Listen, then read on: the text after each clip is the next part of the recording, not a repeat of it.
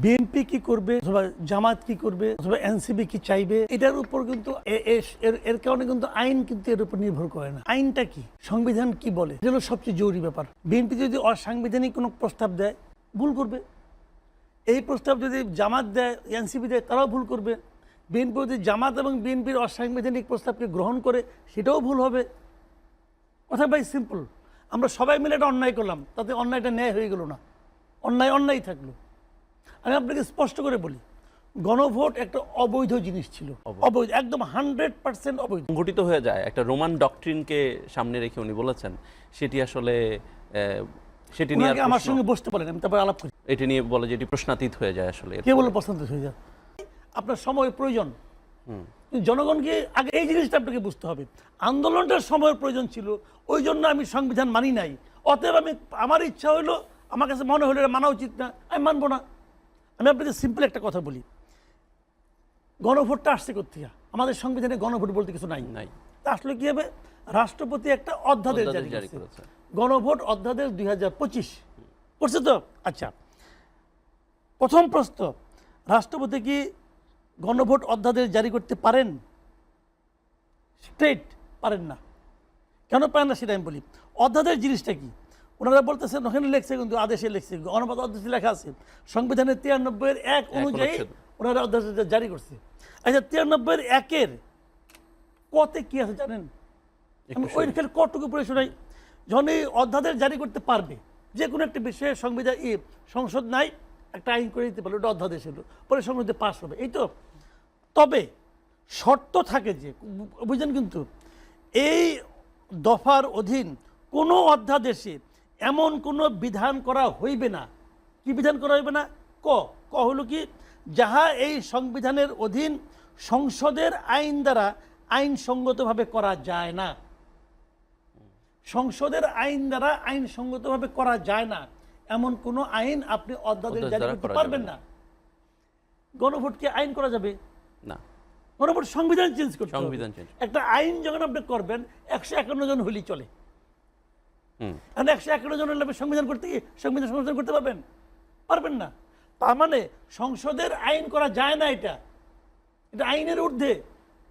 এই জিনিসটা রাষ্ট্রপতি অধ্যাদেশ আকারে জারি করতে পারে না, জাস্ট জারি করতে পারে না। সেই জিনিসটা আমাদের উপর চাপাই দেওয়া হয়েছে। কে চাপাই দিছে? এই ডক্টর আলী রিয়াজ এবং এই ডক্টর ইউনূস। এই দুই ডক্টর, আধা দেশি আধা বিদেশি, শঙ্কর প্রজাতির দুই ডক্টর, এরা আমাদের এই জাতির উপর এটা জাস্ট চাপাই দিচ্ছে। এখন আপনি বলতে পারেন যে বিএনপি তো বলছে ভোট দাও, হ্যাঁ ভোট বলছে না। বিএনপিকে ব্ল্যাকমেল করে হাট আদায় করছে, জাস্ট ব্ল্যাকমেল করে। আপনারা তো বলেন না, যদি বলে বিএনপি না ভোট দাও, তাহলে তারা বলবে কি, এই যে জুলাই চেতনার বিরোধী। মানে এটা হলো একটা ভয়ঙ্কর অবস্থা। ওই যে এক লোকটা বলছিল না যে খুব শিক্ষিত হয়ে আসছে গ্রামে, তাহলে একজন বলছে আমার পোলাও শিক্ষিত, তোমার পোলাও শিক্ষিত, দেখি কার পোলাও বেশি শিক্ষিত। আর যে বাটপাট যে সে যে বলতেছে, বলতো দেখি আমি জানি না ইংরেজি কি, আই ডোন্ট নো অর্থ কি, আমি জানি না, এই দেখেন জানে না। বিএনপি কি করবে? পড়ছে সেঙ্গির মধ্যে, সূত্রটা বলতে হবে। একবার বলছে, বরং বিএনপি বলছে আমরা এটাকে সুপ্রিম কোর্টে যখন যাবে, তো সুপ্রিম কোর্টের সংবিধানে কি লেখা আছে এইটা দেখে আলোচনা করবে। তো বিএনপির বক্তব্য বলে, ভাই আমি সংবিধানে যেভাবে আছে আমি সেভাবেই সংশোধন করব, আমি সেভাবেই বাস্তবায়ন করব। তো ওরা বলতেছে না, ওইভাবে করো। তার মানে কি হচ্ছে, যে প্রবলেমটা হচ্ছে বাস্তবায়ন। আপনি জুলাই সনদ মানবেন কি এটা নিয়ে না, পদ্ধতি নিয়ে। মানে আপনি ভাত খাবেন, এখন এই ভাতটা কি আপনি গ্যাসের চুলায় রান্না করবেন, নাকি লাকড়ির চুলায় রান্না করবেন, নাকি কেরোসিনের স্টোভে রান্না করবেন, এইটা নিয়ে আপত্তি। ভাই আপনার কি দরকার, প্রক্রিয়াটা নাকি এন্ড রেজাল্টটা দরকার। তো দেখেন না বিএনপি কি করে। বিএনপি যে বলছে আমরা বাস্তবায়ন করবো, যদি বিএনপি বাস্তবায়ন না করে, তখন আপনারা রাজপথে নামেন। এমন নামবেন কেন? এখানে বিরোধী দল থেকে এটাও বলা হচ্ছে যে এই গণভোটকে বিএনপি বলছে যে বাস্তবায়ন করবে, কিন্তু সেটা জুলাই সনদ যেখানে তারা স্বাক্ষর করেছে, লোকে বলছে গণভোটের বাস্তবায়ন না করা আসলে 68% মানুষের সাথে বিশ্বাসঘাতকতা করা। একটা কথা বলি আমি আপনাকে, এনে দুটা কথা বলে শেষ করে দিই। এই যে 30টা দল সবাই কিন্তু বলছে যে আমরা জুলাই সনদ এটা করলাম, সবাই বলছে জুলাই সনদে হ্যাঁ ভোট দাও, বলছে না? তাহলে 30% লোক না ভোট দিল কেন? এটা আমার বুঝান্ত ভাই। সবগুলি দল মিলে বলতেছে হ্যাঁ ভোট দাও, সবাই। এমন কোন পলিটিক্যাল পার্টি নাই যে বলছে না ভোট দাও, বলছে? বলে নাই। না। তাহলে না ভোট দিল কারা? এই 30% কারা? এরা কি দেশদ্রোহী? তারা কারা?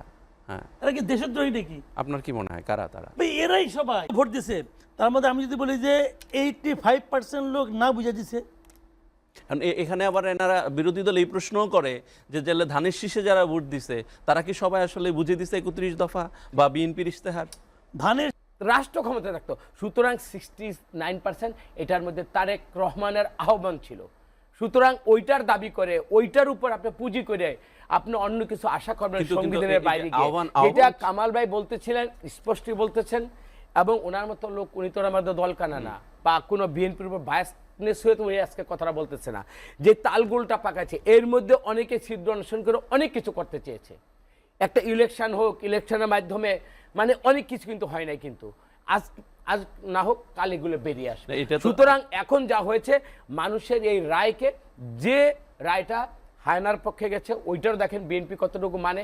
আমার মনে হয় এখনই যদি আপনার রাজপথের বা এই ধরনের দাবি নিয়ে যদি ওখানে করেন, আমরা এনসিপি ভাইদের উপর আমরা শ্রদ্ধা রাখিয়ে বলতে চাই, আজকে যদি এনসিপি যদি নিজের স্বাতন্ত্র্য বোধ নিয়ে পার্লামেন্টে যদি 10টাও যেত